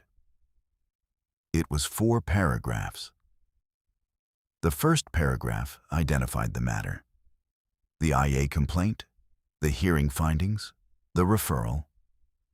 The second paragraph stated that the Civil Rights Unit of the Georgia Attorney General's Office was opening a preliminary inquiry into the operational patterns of the Caldwell County Sheriff's Office, with particular attention to vehicle stops, detentions, and property handling procedures during the period January 2019 through November 2024. The third paragraph stated that a representative of the AG's office would be contacting the county manager's office to arrange for access to departmental records, and that full cooperation was expected under Georgia Code Section 45-15-17. The fourth paragraph, the last, stated, "This inquiry does not constitute a formal finding of wrongdoing. It represents the initiation of a preliminary fact-finding process. All parties are advised that the scope and duration of this inquiry will be determined by the evidence." The letter was signed by the first deputy AAG.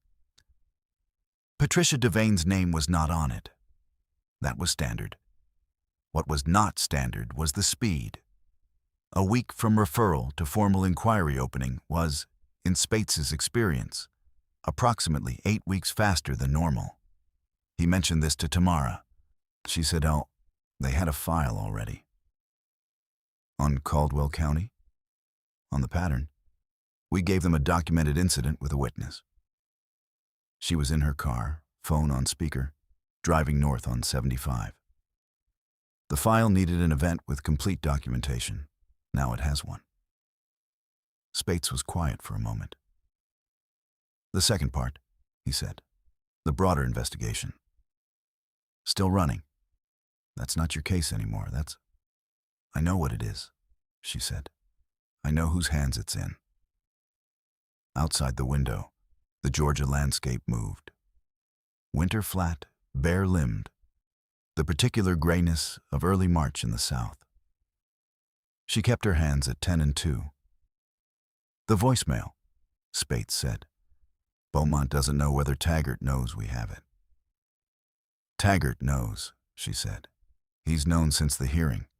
But the question is what he does with that knowledge." "What do you think he does?" She considered the road ahead.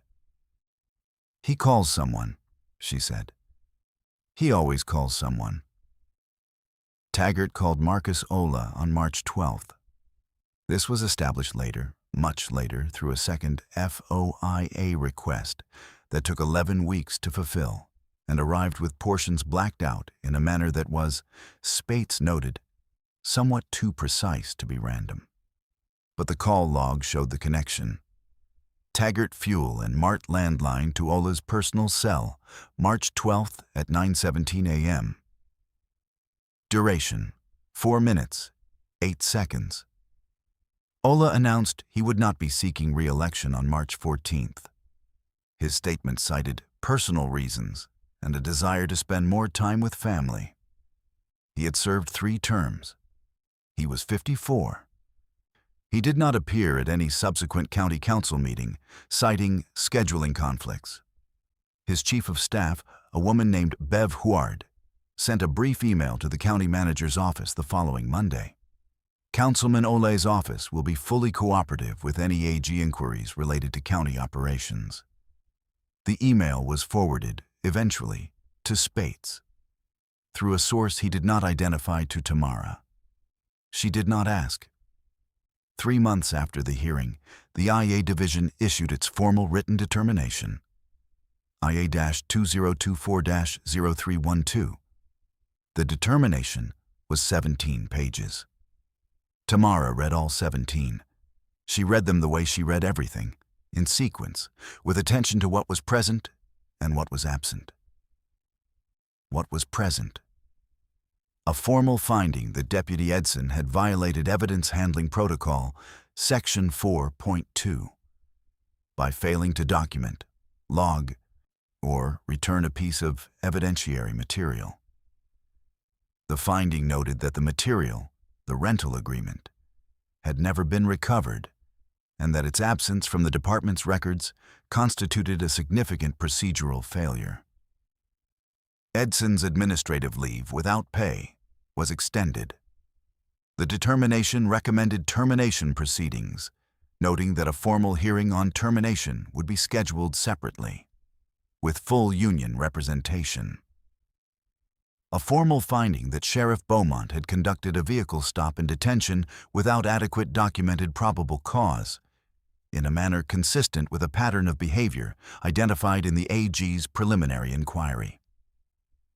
The determination recommended that Beaumont's suspension status be continued and that the question of termination be referred to the Board of Supervisors, and given that Beaumont was an elected official, a procedural distinction that meant the IA Division did not have direct authority to recommend termination in the same way it did for a deputy.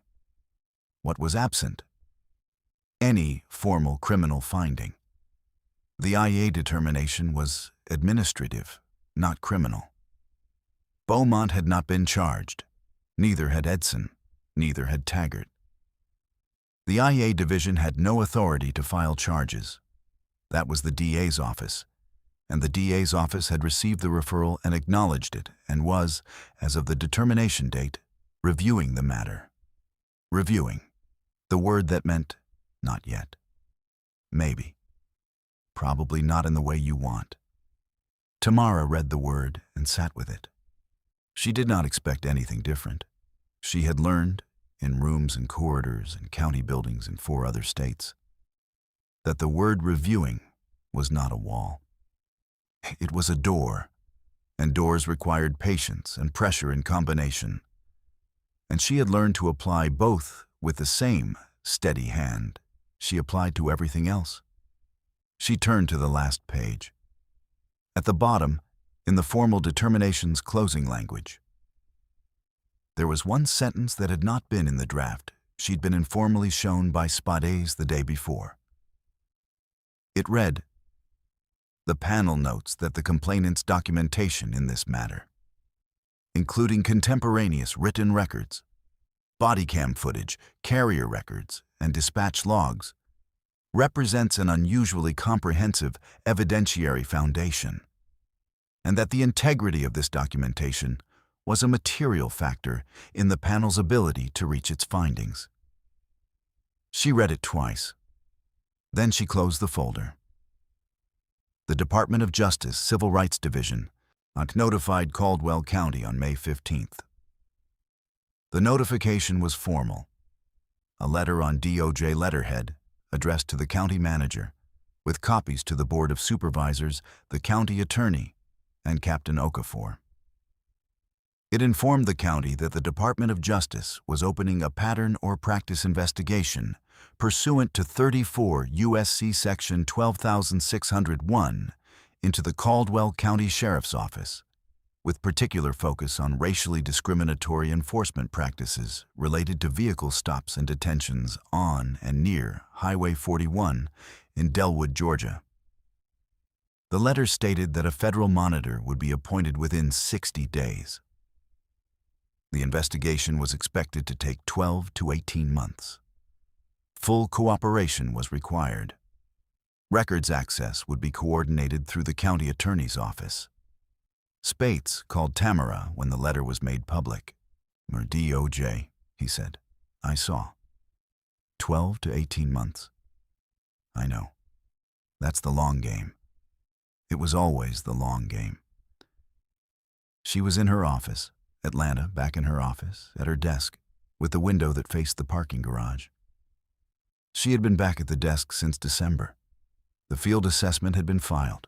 The documentation had been transmitted. The case had moved into its next phase, which was other people's hands. That was how it worked. You did your part. You handed it off. You went back to the desk. She said, "Did they appoint a monitor?" "Not yet. They said 60 days. "When's 60 days? July 15th? She wrote it in her notebook. July 15th. Monitor appointment. Tamara. Speitz's voice shifted, the slight register change of a man moving from professional to something adjacent.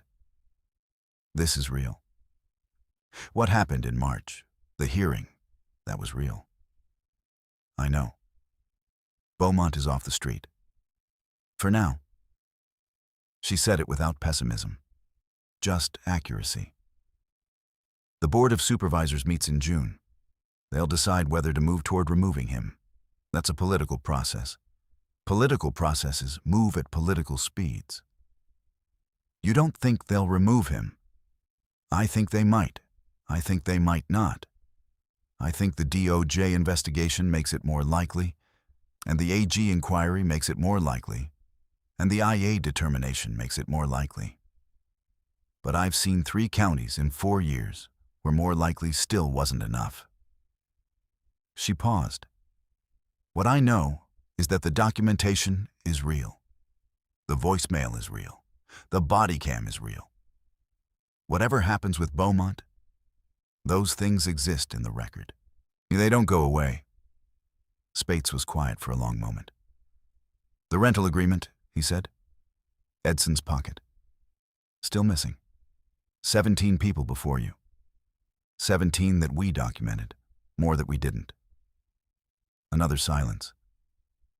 What are you going to do? He asked. She looked out the window at the parking garage. The gray concrete, the levels rising, the particular anonymity of a structure whose only purpose was to hold things in place temporarily until they moved on. Go back to work, she said. 5 months after the gas station. Taggart Fuel and Mart was open. The pumps ran. The sign above the door still said, Clement J. Taggart, established 1991. The hand-painted notice on the door, no loitering. Management reserves the right, was still there. The cameras were new, both of them, the one on the pump pillar and the one above the register, had been replaced in February, upgraded to a digital system with cloud backup that could not be disabled from the register. The upgrade was one of the conditions in a preliminary civil settlement agreement, unsigned as of May, still in negotiation between Speitz and the county attorney's office. The county was not admitting liability. The county was never admitting liability. But the cameras were in. The camera under the canopy overhang, the hemisphere dome unit on the south-facing side, the one Tamara had identified by the angle of Taggart's shadow, had also been upgraded. No one had mentioned that camera in any official document. No one had tried to take its footage. The footage from November 6th was in a secure location. It had been since November 7th, when Taggart had not been charged. He was not, as of May, the subject of any formal criminal referral. The DA's office review was ongoing. His name appeared in the IA determination 3 times. Twice as the person who made the dispatch call and once as the source of the voicemail to Beaumont. The determination noted, carefully, that his involvement in the events of November 6th warrants separate examination. Separate examination. Another door.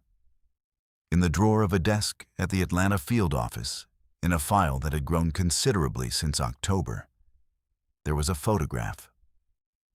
Not a surveillance photo. An ordinary photograph taken from a public road of a gas station on Highway 41 in Delwood, Georgia. The photograph showed the pump island, the canopy, the sign, the door. The photograph had been taken in September, during the preliminary assessment phase, before the field component began. It was the kind of photograph taken so that later, when you needed to remember what a place looked like before anything happened, you had something to look at. Tamara had taken it herself. On a reconnaissance drive, she hadn't put in any report. It sat in the drawer. She hadn't looked at it since November. She thought about it sometimes, not often, but sometimes in the particular quality of quiet that came in the late afternoon, when the office sounds had settled and the parking garage outside the window held the last of the day's light. She thought about that photograph. The pump island, the cameras, the bi-state decal on the rental car bumper. How close she had come to not stopping. She had nearly continued past the exit, and the tank had been at a quarter, not empty, a quarter. She could have made it to the next exit, 20 miles north. She had looked at the gauge, and she had looked at the exit sign, and she had made the decision the way she made all decisions. One variable at a time. Variable, fuel level, adequate but declining. Variable, next service exit. 20 miles, uncertain. Variable, current exit. Certain, one gas station. She had taken the exit. She thought sometimes about the 17 people who had come before her. Women who had stopped at the same exit, the same pump island, the same station with the newer cameras and the hand-painted sign. Women who had not been writing things down. Women who had been afraid, or had not been afraid, but had been alone in a way that meant afraid didn't matter. The outcome was the same.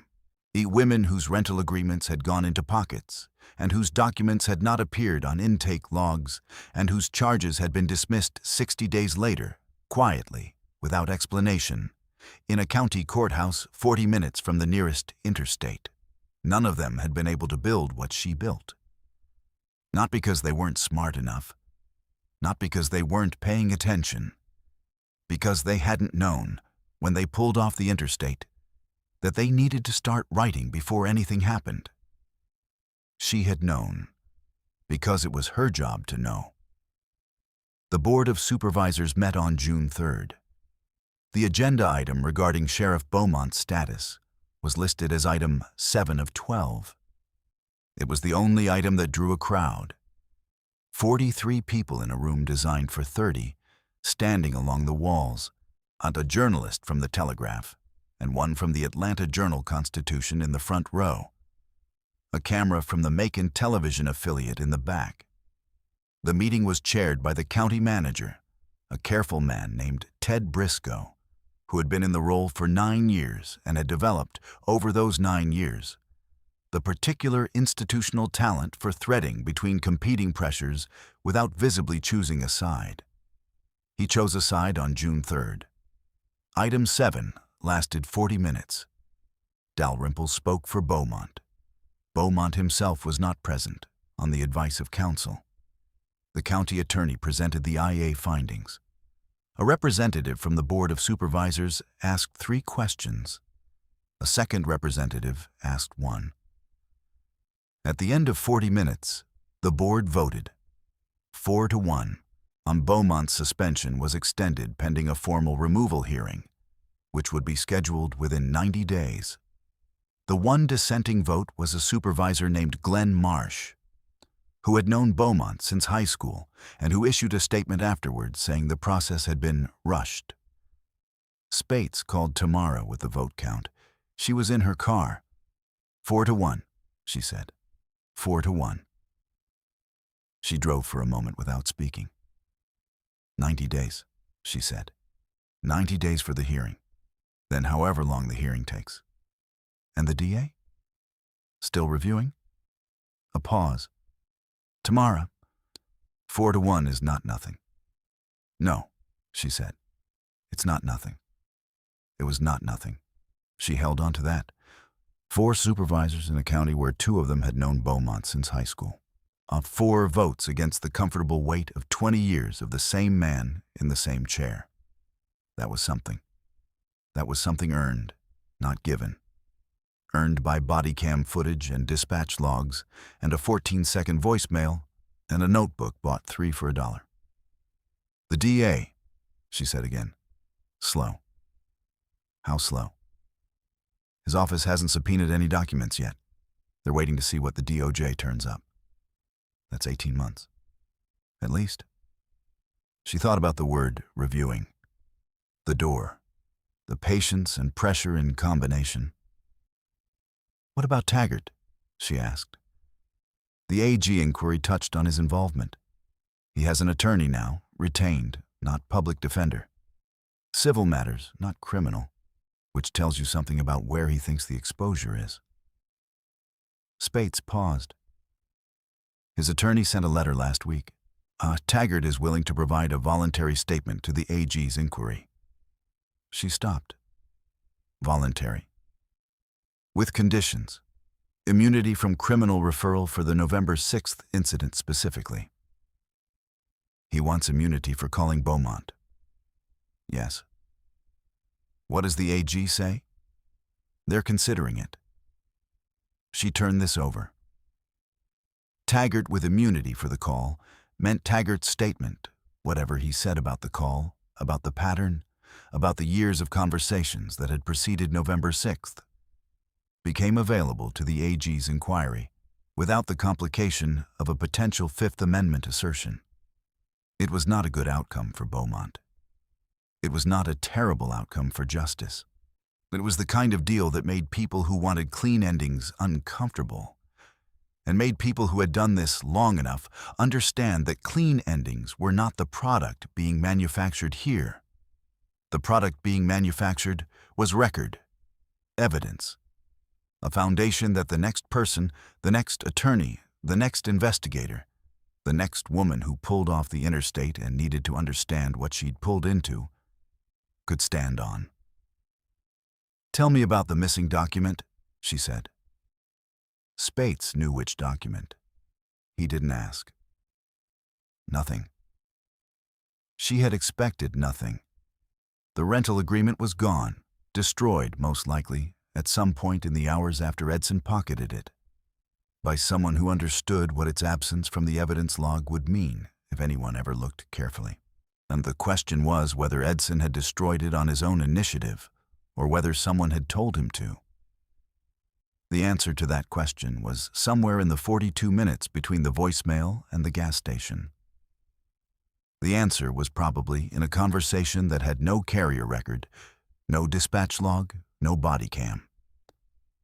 A conversation held in the parking lot of a gas station or on a cell phone with the location settings off, or across a table at the diner on Main Street in Delwood, where Beaumont had been eating lunch twice a week for 2 decades.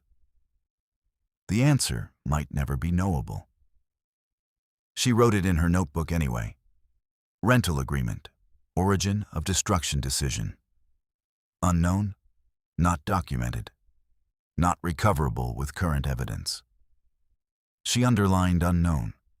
She did not underline it twice. July 15th. And the federal monitor was appointed. A former federal district judge from the Northern District of Georgia, retired, with a background in consent decrees and pattern or practice investigations. His name was Leon Pritchard. He had done this work before. Baltimore in 2015, and before that, a county in Louisiana that had taken 4 years to produce results that were partial, contested, and real. His appointment was announced in a DOJ press release that Tamara read on her phone at her desk. She noted his name. She wrote it in the notebook. She turned to a fresh page. She was already on the next thing, a different county, a different pattern, a different preliminary file that had been sitting on her desk since February, waiting for the field phase. A different highway, a different exit. She had not stopped thinking about Caldwell County. She would not stop thinking about it for a long time. It had the particular weight of a thing you finished but didn't complete. Because the finishing was hers and the completion belonged to a process that would outlast her involvement. 4-1 vote. IA determination. DOJ monitor appointed. Edson on leave, termination proceedings pending. Beaumont on leave, removal hearing scheduled. Taggart under AG inquiry, attorney retained, immunity discussions ongoing. 17 documented incidents in the file. 17 women, 5 years, 1 gas station. The camera on the pump pillar, recording. These were real. They were in the record. The record did not disappear when she turned to the next page. It was Spates who told her about the trainee. The young deputy, training patch, low voice, Miss Wynn, had put in for a transfer to DeKalb County in November and been approved in December. He had left Caldwell County before the formal hearing, before the board vote, before any of the consequences that were still accruing. He had sent a letter, not to Tamara, to Spates, an envelope with no return address, postmarked from a zip code in DeKalb County, containing a single sheet of paper with a handwritten phone number and 3 words. Ask about Taggart. Spates had not called the number in March, when the hearing was approaching and the strategy required careful management of what was disclosed when. He had not called it in April, when the IA determination was pending. He had not called it in May, when the DOJ letter arrived, or in June, when the board voted. He called it in July. The number rang 4 times. A voicemail picked up, when the voice on the outgoing message was young, the right age, and said only a first name, Marcus. Spates left a message. He called Tamara afterward. The trainee, she said. His name is Marcus Prieto. He transferred to DeKalb in December. What's on the phone number? Voicemail. He hasn't called back. He will, she said. Give him time. How much time? She thought about the closed door and what existed on the other side of it. The conversation in the parking lot, or the diner, or wherever the agreement about the rental agreement had been made. The person, not Edson, not Beaumont, someone adjacent, someone present, who had watched what happened and had driven home and had lain awake and had transferred counties 3 weeks later. He's not ready yet, she said. But he sent the number, and that means he's working up to it. What if he never calls back? Then he doesn't call back, but he sent the number. She looked at the notebook. People don't send numbers they don't intend to use eventually. Marcus Prieto called Spates back on a Tuesday in August. The call lasted 22 minutes. Spates recorded it with Prieto's consent. Afterward, Spates called Tamara. You were right, he said. What did he say? He was in the building, November 6th, the afternoon shift. He heard Edson talking to someone in the back hallway. Edson and one other person, voice he didn't recognize, not Beaumont. He couldn't hear the content. But he saw Edson come out of the hallway, go to his locker, and come out with an evidence bag, empty. He watched Edson write on the bag's label. He watched Edson put the bag back in his locker without putting anything in it. She was quiet. A labeled bag, she said, for the rental agreement that he never filled, because he destroyed it first, or gave it to someone. Prieto doesn't know which. He only knows the bag. She thought about the intake property log, the absence, the careful absence of a document that should have appeared in 3 separate places: personal property, evidence log, incident report attachment, and appeared in none of them. Someone had been thorough.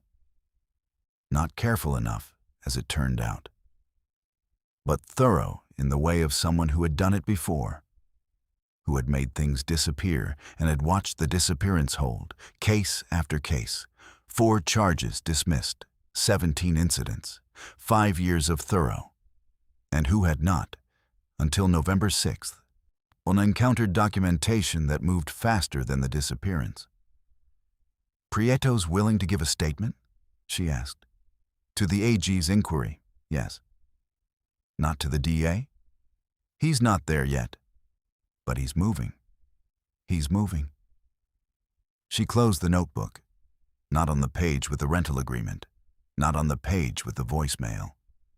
She turned all the way to the back cover and pressed it flat. "Tell him," she said, "that what he saw is important. That it fills a gap. That gaps in documentation don't mean gaps in what happened. They just mean we have to build the record from the other side." Spates was quiet for a moment. "I'll tell him. And tell him the number he sent, the 3 words on the paper, that was the right thing." A pause. "Will you tell him yourself?" "When it's time." She set the notebook on the desk. "Not yet. He needs to come to this his own way." September. In Delwood, the removal hearing for Cord Beaumont was scheduled for October 6th. The Board of Supervisors had retained outside counsel, a firm from Savannah, to conduct it. Dalrymple had filed 2 more motions. Both were pending. Della Purvis published her story in the Macon Telegraph on September 12th, 22 column inches above the fold, with a second section inside. The headline read, "Pattern of Stops, 5 years of Civil Rights Complaints in Caldwell County." The story named Beaumont, named Edson, named Taggart. It did not name Tamara. It cited the IA determination extensively, quoted the dispatch logs, quoted the AG's inquiry letter, quoted Pritchard's DOJ monitor appointment. It did not quote the voicemail. The voicemail was still pending in the AG's inquiry and not yet part of the public record. Purvis knew about it. She had good sources, clearly. But she was careful enough not to print what wasn't yet confirmed through official channels. The story ran on a Thursday. By Friday, it had been picked up by the Atlanta Journal-Constitution and the Associated Press. On Monday, the county manager's office issued a statement saying the county was committed to transparency and accountability, and that the investigation process was proceeding in the appropriate manner. On Tuesday, Dalrymple issued a statement saying Beaumont looked forward to the opportunity to present his case at the removal hearing. On Wednesday, the DA's office announced it had subpoenaed department records from the Caldwell County Sheriff's Office related to the civil rights complaints. Reviewing had become subpoenaing, and the door had moved. Tamara was in the field when the subpoena announcement came through. Different state, different highway, different gas station, different county. She was sitting in a parked car eating a sandwich at noon when her phone lit up with a news notification from the Telegraph. She read the headline. She set the phone face down on the passenger seat. She finished the sandwich. She picked up her notebook, a different notebook, same model, black cover, spiral bound, 3 for $1. And she opened it to the current page. She read what she had written that morning. Time, location, odometer, weather, a license plate. 2 names from a county roster, a timestamp. She uncapped the pen. She wrote the next entry. In the parking lot of the Caldwell County Administrative Building on the morning of October 6th, the crowd for the removal hearing was larger than the March hearing had been. People stood in the parking lot because the building had reached capacity. 53 in the hearing room, 11 in the overflow hallway with a speaker feed, 6 more who couldn't get in and stood outside in the October chill. Spates was inside. Tamara was not. She was in Atlanta. She had given her testimony to the proceeding through a written declaration submitted through Spates, notarized. She had not returned to Delwood. There was nothing for her to do in that room that the documentation couldn't do better. The hearing lasted 6 hours. Spates called her at 7:15. "It's done," he said. She had been in her apartment, not the office, the apartment, sitting in the kitchen with a cup of tea that had gone cold. "Tell me," she said. The board voted to initiate formal removal proceedings, 5-0 this time. A pause. Even Glenn Marsh. She wrapped both hands around the cold cup. "Glenn Marsh," she said, "voted with the others, didn't speak, just raised his hand." She sat with that for a moment. Glenn Marsh, who had known Beaumont since high school, who had called the process rushed. Glenn Marsh raising his hand in a room where not raising it had become untenable. Not because he wanted to. Because the record made not raising it impossible. "Edson?" she asked. "Termination hearing is next month. Union is still fighting it. But the IA determination is solid. His attorney is negotiating the terms." Spates's voice had the particular flatness of someone delivering news that is simultaneously more and less than what you wanted. "He'll probably resign before the hearing, collect partial pension." Taggart? A G's office reached a cooperation agreement. He gives a full statement, the whole history, back to 2019. In exchange, no criminal referral for the November 6th incident. The broader pattern, the other 16 cases, that's still in the inquiry. The other 16 women. Yes. She set the cup down. "The voicemail," she said, "goes into the record of the AG's inquiry. Full transcript, carrier authentication, the whole chain." A pause. "Tamara. The voicemail is the spine of this. Everything else builds on it." She looked at the window. Outside, the city was doing what cities do at 7:15 on an October evening. Moving, lit, indifferent to the weight of individual outcomes. "It was 14 seconds, she said. 14 seconds.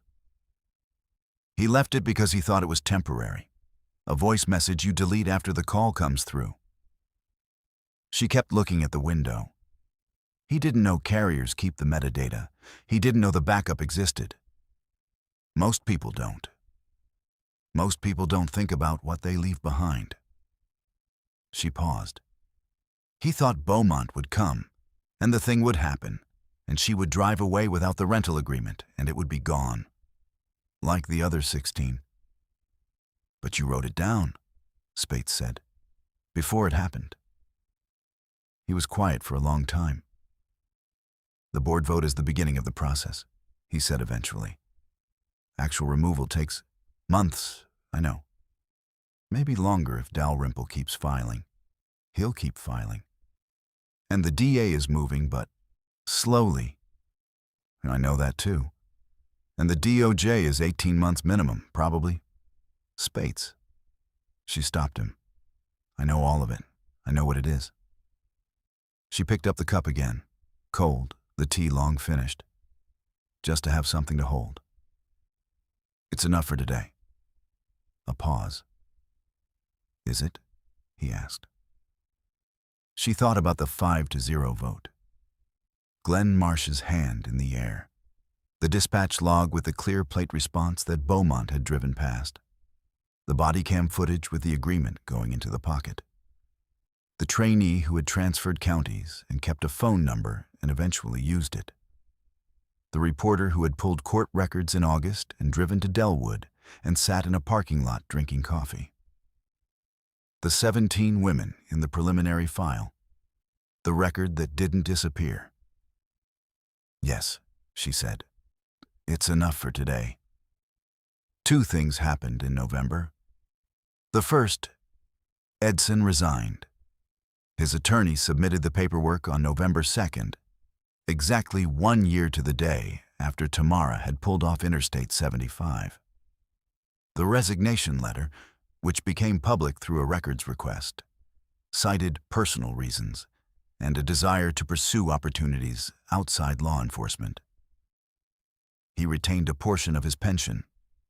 The rental agreement remained missing. The second, Marcus Prieto called Spitz and said he was willing to give a statement to the DA. Not the AG, not the IA, the DA. That meant criminal referral territory. That meant Prieto had moved from watching to testifying. That meant the empty evidence bag, labeled and filled with nothing, was now part of a record that a district attorney's office was actively building.